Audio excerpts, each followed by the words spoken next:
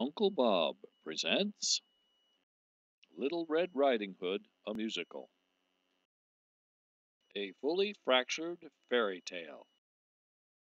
Act 1. Once, long, long ago, in a land far, far away, a big black wolf lived in the forest at the edge of a grand canyon. He was a carnivore, of course, and as he looked into his empty stew pot, he began to think about who he might catch and cook for his next meal.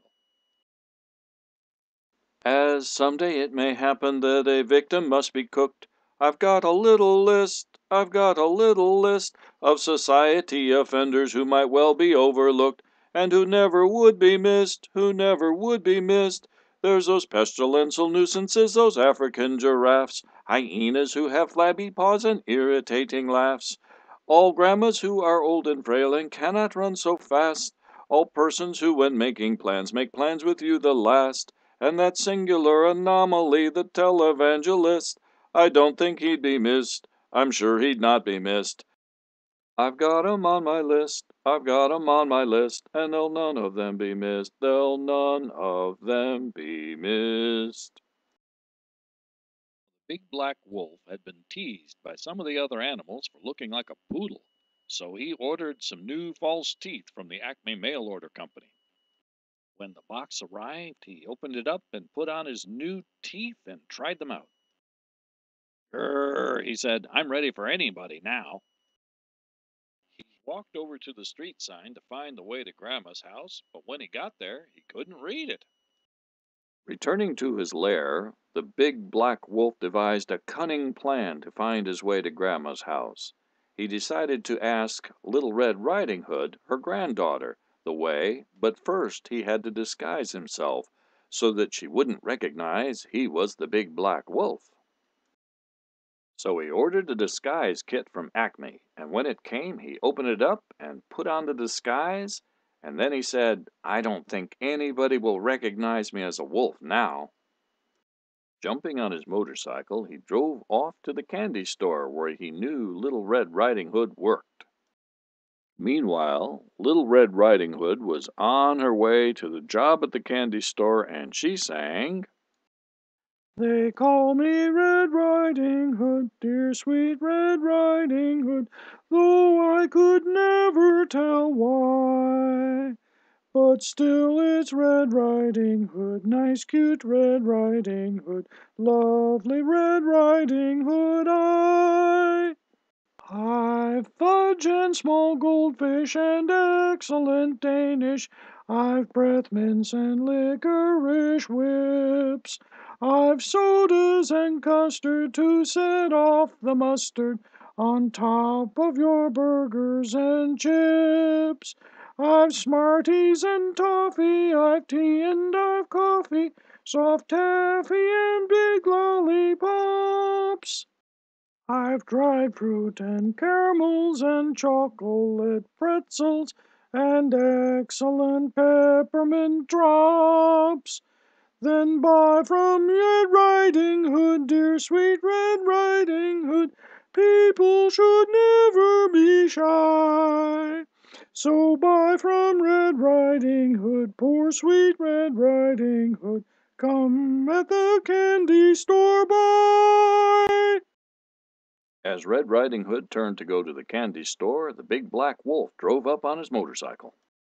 Parking the bike, he watched Red Riding Hood walk over to the candy store and gave a small whistle. It was Wolf Whistle, of course, and then he began to sing. "Ain't she sweet?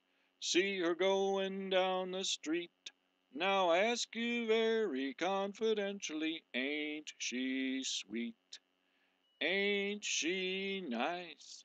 Look her over once or twice. Now I ask you very confidentially, ain't she nice? Just cast an eye in her direction.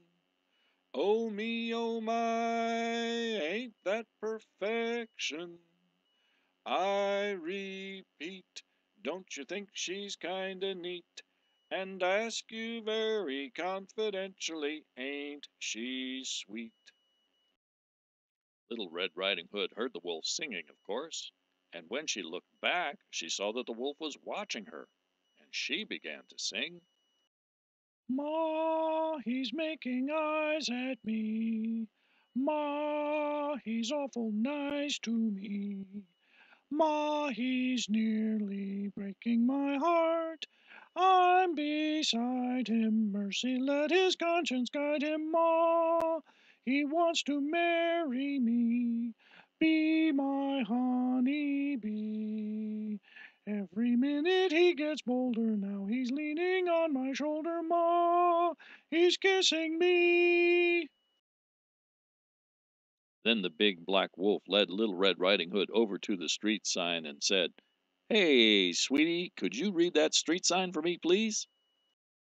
Sure, she said naively. This way is Grandma's house, and that way is other places.